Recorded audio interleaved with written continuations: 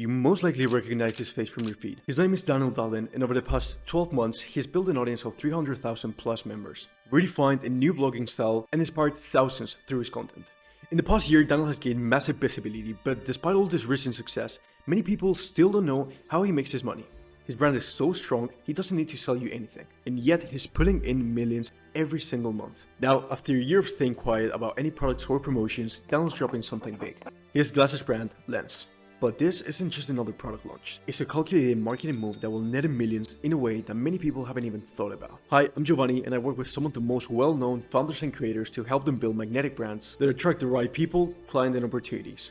I've worked with 8-figure founders, with creators, with audiences in the hundreds of thousands, and with Dalen himself, helping him shape the community and movement behind his personal brand. In this video, I'll be breaking down how the strategy behind Daniel's glasses will make him millions. But first, I'll be walking you through his whole brand strategy, covering how he's grown his audience, strengthened his community, and turned attention into real revenue. By the end of this video, you'll have a clear framework on how Daniel has built a magnetic brand, built trust at scale, and turned his audience into an attention and cash-generating machine. All strategies that you can implement for your own brand to take it to the next level. But now, let's dive in. In this video, I'd like to focus on Daniel Glass's brand strategy and how he's going to make millions by only selling 2,000 of these. But to understand how he's gotten to this position, we need to understand a little bit about his story. So a little bit of background: Daniel's a Dutch entrepreneur who moved to China when he was only 16 years old. And over the past 10 years, he's been documenting different businesses that he's been building in public, just like Blank Studio or his latest venture, EconFlow. Now, for this video, I've managed to distill his brand into 3 main pillars, into a framework that's called the ACC framework and stands for Audience, Community, and Conversion. This is the exact same framework that other creators just like Marshall Cruz or Bruno Casanovas are using to print millions from their personal brands. So the first step of building a personal brand is building an audience. And the challenge here is to break through the noise and stand out in a way that you attract attention and create a category of one. Now, what the majority of content creators and people that want to create content online do is find a format that they like, and then they build their whole schedule to create content in a format that they thought they were going to like. Daniel did exactly the opposite. He needed to find a way to depict his brand story in a way that suited his lifestyle as a 26, now 27-year-old entrepreneur building businesses in China. This led him to starting a blog, which he then titled as POVs. You probably have seen this style of thumbnails over the internet, but I like to break down why did this work. The first thing Daniel had to do was realize what was going on in the content landscape when he started doing content. What he realized pretty soon was that everyone was doing exactly the same type of content. Everyone was trying to push an agenda. Everyone was trying to preach something.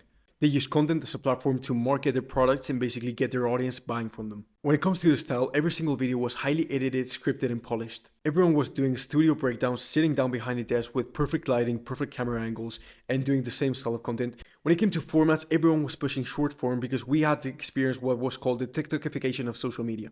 Over the past few years, everyone was pushing short form because the platforms were adapting this new style of content, and so they pushed the algorithm for people that started adopting and implementing this style. But now everyone was competing for attention in these platforms: TikTok, Reels. The advantage here lied in distribution. That's why people like Iman Gachi or Andrew Tate created the infinite account strategy that allowed them to create infinite accounts of themselves to push affiliate products and compete for attention in the algorithm. That's why all of them seem to be everywhere at every time. Now, don't get me wrong, every single thing that I've mentioned here worked pretty well at the start, but when everyone adopts the same style, you just become one more in the market. So as a result, the audience noticed a lack of authenticity, became tired of being sold to, was missing a deeper connection, and became used to the same formats and visuals. This created a red ocean for attention. Everyone was competing for attention in the same platforms, with the same content formats, with the same editing style. But something great about red oceans is that you can do something slightly different and already stand out. But Daniel saw all this, and what he did next was bet against the market. He bet on the fact that people were tired of people trying to sell them something, of having gurus telling you how you need to think, what you need to do at every single scroll. He bet on the fact that people were lacking authenticity and missing a deeper connection. One of the best things Daniel had was market timing, because he noticed a trend emerging in the cinema industry. And the cinema industry was the first industry to dominate the content game. The thing is that many people ignored the cinema industry, but it's a great industry that often predicts a lot of trends that later on come into the social media landscape. And so what we could see at the time when Daniel started doing content was that everyone was saying that people's attention span were ruined, that people couldn't pay attention anymore, that people were distracted, they were unfocused, and that you wouldn't have any success in the content landscape if you produced something that was more than 15 seconds long. But at the same time, we had movies like Oppenheimer, Interstellar, Tenet, The Killers of the Flower Moon, which were all 3 hours plus movies, and they were all breaking records in cinemas. This not only means that people can pay attention, in fact it means something even bigger. It means a counter reaction to the surface level content that was being created on social media. The reason that this works so well is because people like Christopher Nolan or Quentin Tarantino understand that people need depth. It's not about how fast-paced the story is. People miss the connection with the characters. They miss understanding how they feel, why they do what they do. And so this is exactly what Daniel did with his content. The POV hit so hard because it was a counter-reaction to the surface level content that was being created by 99% of the creators on the internet. And so let's break it down and analyze the 5 top keys to the POV success. The first thing that Daniel did was position his life as an adventure. Daniel positioned his life as an experience to be shared, an adventure to be discovered. His content didn't say, buy from me, but come join me. This is a big part of Daniel's brand because while everyone was selling, Daniel didn't make a single ask from his audience. This allowed him to create trust in his audience and for people to follow along. Then there's depth. With every single piece of content, Daniel reveals a little bit more about himself, about his origins, his struggles, his mission, and what pushes him to move forward. An emotional connection can only be developed when people spend enough time with you. And this is about depth. It's about getting people to know you on a personal level. Again, this all leads back to trust. If you give depth into your narrative, into your character, into your mission, people trust you more. And so they stick around for long. But to create depth, you need exposure. And this is the best thing about the blog format because the blog format gives you double exposure. First, it hooks you with ongoing episodes that keep you coming back for more, which is reoccurring exposure. People keep coming back to see more from you. And then as each episode is longer, you spend more time with Daniel, which gives you the opportunity to dive deep into Daniel's identity, lifestyle, and mission. Also identity because the POV format adjusts to Daniel's lifestyle almost perfectly. His main thing is to build businesses. So what he did was create a content format that allowed him to document his story in a way that feels true to his identity and mission, which is to build businesses. Lastly, the POV was a counter-reaction to market trends because POVs can't be scripted. While everyone was doing seated breakdowns with perfect lighting, perfect camera angles, he went to the street and recorded a video. While everyone was doing a polished and edited video style, he did minimal editing to his videos. Everyone was going short form, he went long form. Those are the main reasons why Daniel tapped into a blue ocean, because no one was doing what he was doing. And this is the reason why he's been able to position himself as a category of one, someone genuine that keeps the main thing the main thing. Okay, so the first thing he did was find a format that suited his style and that set him apart from the masses. Now, the next thing for him to grow an audience was to figure out the distribution. His blogs were the main acquisition channel for new members of his audience. But now, to dominate mental real estate and to dominate the content game, he needed to build an ecosystem. So what he did next was to jump onto short form, and the way he did it here was to basically pioneer a strategy, which then people like Bruno Casanovas, Iman Gadzhi, Alvaro Guillén copied, which was creating a short form Instagram account to just redirect traffic to his Instagram and YouTube. He started using short form to amplify long form, not as a separate thing. And for short form, he kept it simple and aligned with his brand. And so what he did was basically take snippets of his blogs and repurpose them as short form pieces of content. This allowed him to redirect all this traffic to the YouTube blogs, which were where people stuck with him and actually develop an emotional connection with him as a person. Lastly, he used Instagram to showcase his lifestyle and to nurture his audience. So the way he did this was by posting content that felt natural and aligned with his brand vibe. He created more of an inside view into his phone gallery. At the same time, he posted stories weekly to keep people updated and just stay top of mind. So what he created with this was basically an attention ecosystem, where people were nurtured with weekly blogs, long form to develop trust, sporadic short form to redirect to long form and also stay top of mind, and daily or weekly stories to nurture the audience and let them know what he was working on. So this is in terms of audience, but once you find the format that allows you to break through noise and your personal distribution system, how do you find a way to leverage your audience through your brand in a way that doesn't reduce people's trust on your brand, but actually increases it? Here we come to Daniel's second pillar of his brand, which is community. So now the distribution system that I showed you in the audience phase was good, but the problem is that his own distribution has limited leverage. If Daniel is the only one producing his content, he's only going to be able to reach his own audience. But what if there was a way to make your audience part of your mission in a way that they become your own distribution? This is exactly what my business partner and I helped Daniel achieve. Okay, so the first thing you gotta do is to build a mission, because the only way that people will become loyal advocates of your brand is by creating a mission they want to be part of. And to create a mission, you first need to identify the audience's pains and desires. So what we did for this was talk to Daniel's audience. So for a little bit of context, when we started working with Daniel, Daniel had only 15,000 subscribers on YouTube, and he was trying to grow his brand. But at that time, his community was based around software, which made sense for Blank Studio, which was his software venture, but didn't quite align with his brand. So the first thing that we did was to talk to members inside of Daniel's audience to find out what were their pains and their goals. We found out that people craved real connections and that they felt unheard and disconnected. We also found out that people wanted to gain knowledge on their fields, so they were looking for expertise, and they were looking to connect with like-minded people but didn't know how. A majority of them felt disconnected, they felt unheard, and they felt like they didn't connect with people around them. They wanted to connect with other entrepreneurs and people building businesses. They also wanted to grow a personal brand, to start scaling their businesses to build a network of like-minded individuals, and to gain authority and document their journey just like Daniel had done. Once we identified this, we knew what space we needed to build. We needed to build a space where people felt understood and they felt like they were part of a culture. We also aim to make business fun and to turn real connections into not just business connections, but friendships. The second thing that we needed to do was define the KPI, and KPI stands for Key Point of Inspiration. Now let me explain, because every single great leader or inspirational figure has a key point of inspiration. This is a core value or a message that defines their impact. The key point of inspiration often traces back to a pivotal moment in their journey, a defining experience that shapes their perspective and the way they inspire others. So the key point of inspiration was so important because it would define the way that Daniel would inspire his audience. So let me explain this with a couple of examples. First example is new project. We actually had the chance to talk to a team and give them some ideas for the community. And so the turning point in their journey was dropping out of university to carve their own path. A bold move that redefined their future and a core message behind new project. So in case you don't know, Alex and Bruno, both co-founders, they dropped out of university to build New Project, their clothing brand, and they did this as artists. And so their key point of inspiration in this case is inspired other creators to forge their own path, built by artists for artists. And this gives place to the slogan, by artists for artists.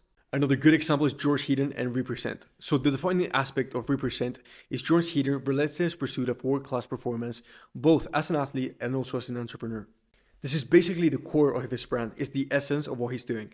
And so the key point of inspiration is inspiring others to chase greatness in every single area of life. Their brand represents the relentless pursuit of progress. That's why people that feel identified with this, they will feel attracted to Represent before any other brand. Now you can see with this pattern that what you need to do to find the key point of inspiration of someone is basically dive deep into their story. You need to be able to capture the essence of the brand in a way that you're able to communicate for those who want to be part of it. And so looking for Daniel's key point of inspiration, we dive deep into his story.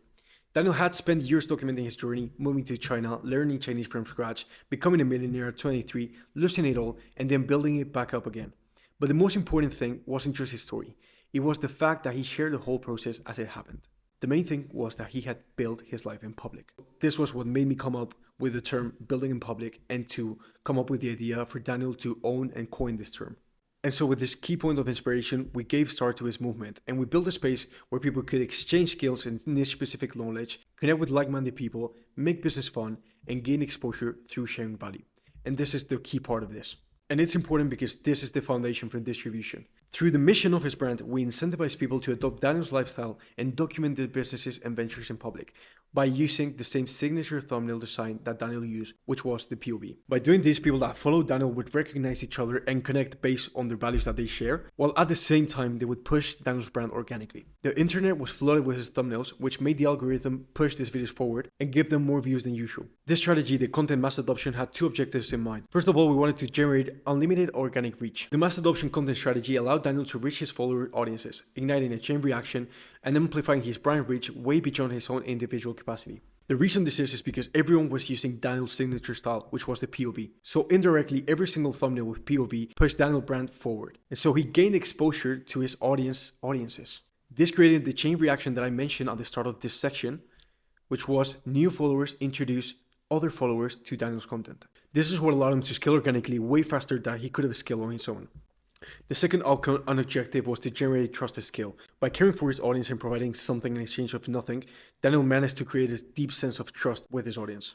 This deep trust in Daniel's brand was what allowed us to organize an in-person event in Barcelona with 300 plus attendees, for which the tickets sold out in a matter of hours. Now, Daniel not only had a brand that was growing organically and was being pushed by his audience, but also he had trust at scale. Let's remember that during this whole process, Daniel didn't make a single ask from his audience. As a matter of fact, during the time that we were working with him, many people DM'd us asking if he was going to drop a course, and the course never came, which only increased the trust on his brand. But now that he has an audience that's growing and trust at scale, how does Daniel make money from his personal brand? I want you to understand one thing, and it's that the main reason that Daniel has grown so fast is because of trust. People trust him because he's not desperate to make a quick buck. He's not desperate to monetize his audience, even though he could have made literally hundreds of thousands of dollars in one single day by dropping a course of personal branding or content creation. The reason that he's been able to compound and grow over time is because he's only giving and not asking. He's not telling you how you need to live, how you need to think, or what you need to do. And all this allows for trust to stack up. Now, the main reason that many creators can do this is because they use their personal brands as a vehicle to monetize their audiences and to finance their lifestyle. This is why people like Iman Gaji, despite having grown a big audience already, they're always onto the next play, onto the next course, onto the next drop. because he monetizes from his audience directly. And so he needs to always be onto the next thing, onto the next course to be able to make money. And the main reason why Daniel has an anti-guru reputation, an anti-scammer reputation, is because he doesn't monetize his audience directly. And the only reason that he's been able to do this is because he actually owns a business which aligns perfectly with his brand. Now, I've said that he doesn't monetize his brand directly, but he does monetize it indirectly because over the past 6 months, using all the frameworks that I've already explained, he's generated more than 25 million in revenue with his personal brand. Now, how has he done it? Well, in case you don't know him, this is Vince and is Daniel's co-founder and also the co-founder of EconFlow, which is Daniel's main business. Now, EconFlow is a 3PL or supplier company that serves high-end 7 and 8-figure brands, targeting the top 1% brands across different industries. They have big clients just like Icon Amsterdam, Hears, or Doran Rose, and their main market differentiation is that they ship from China 10 times faster than the competition, just 1 day post-production. Now, let me break down why this is such a good business model if you're able to run it and you actually have the skills to make it work. The market differentiation of EconFlow is super strong because shipping from China 10 times faster than the competition, just 1 day post-production, means that companies don't have to order stock in advance, which is the main problem that many of these big brands have. They need to do stock predictions and invest millions in ordering the stock in advance. If that stock doesn't sell, they've lost the money. And if it sells too fast, they also lose money and get chargebacks and get problems with customers because they cannot deliver on time. This is why this is the main thing that every single brand is looking for. But for Daniel, the value in this business is on the stickiness, because this means recurring revenue and asset value. Now, this is a super sticky business for a number of reasons. First off, the upside that they give companies is huge in terms of save cost and efficiency, which makes the value proposition very attractive, but the real stuff is how sticky this is, because the 3PL is the backbone of every single physical products brand. They rely heavily on shipping times to avoid stock issues, chargebacks, bad reviews, etc., etc. That's why changing a 3PL for a brand is a huge cost, not only in terms of money, but also in terms of effort and sacrifice. That's why once they choose a 3PL supplier, and if they do a good enough job, they will stick with them for life. If you pair the value proposition with how sticky this business model is, this is what allows companies like EconFlow to generate insane lifetime values and recurring revenue. And by growing the lifetime value, recurring revenue, and client roster, they also increase asset value in case they were to exit this company one of these days. It's through this vehicle that Daniel has been able to generate 25 million plus in the past 6 months. This is also super on brand for Daniel because one of the main elements of his brand was the Chinese Mandarin, which he speaks almost perfectly. So he's the one negotiating everything in China with the suppliers and everything. Now, how does Daniel use his personal brand to generate traffic for EconFlow? Daniel hasn't done a brand targeted content strategy, but rather a mass awareness brand strategy. His strategy is based on his content reaching as many people as he can and then targeting the 0.01% that is actually his ICP. And with ICP, I don't only mean clients, but people that can bring him other type of opportunities. Through his 300,000 plus audience across platforms, Daniel has been able to connect with some top people. For example, the Onuha brothers, which are the founders of Icon Amsterdam, which is one of the largest, if not the largest, client of EconFlow right now. He's also been able to connect and record a podcast with Greg Eisenberg, which is actually a renowned figure in entrepreneurship and the startup world. Then there's Vince, which is not only his co-founder for EconFlow, but he's also the founder for Hears, which is another of EconFlow's clients. He's also been able to jump on international podcasts, just like the Frankie Lee podcast, and connect with other founders like Bruno Casanovas, the founder of New Project. Now, with such a big audience, trust at scale, and top people getting in contact with him, Daniel could have just done a couple Instagram stories promoting EconFlow, but he did something way smarter and different instead. The best way to convince anyone that something works is by proving it, and so what he did was create proof of concept by launching his brand, Lense. During his audience phase, Daniel recognized that people couldn't stop asking about his sunglasses. In fact, his glasses became so popular that it became one of the symbols associated to his brand. And so what he did was design his own exclusive glasses brand called Lense. Now many people are starting to accuse Daniel of selling something to his audience, but the thing is, Daniel isn't going to make his money through the glasses brand. The play is to use his glasses brand as a case study for EconFlow, to show the behind the scenes of how they design the glasses, produce the glasses, and ship the glasses, to showcase how all the processes behind EconFlow work. So he positioned his glasses as luxury by cutting the supply to only 2,000 pieces, and he started promoting the pre-launch and building an email list. He used Twitter, he used his blogs, and he used Instagram to nurture his audience and let them know when the glasses were coming. Now his glasses sold out pretty fast, and now he's documenting the process behind doing all this strategy. But the smart thing is that by not trying to monetize his audience directly, he will end up making way more money than if he tried to do so.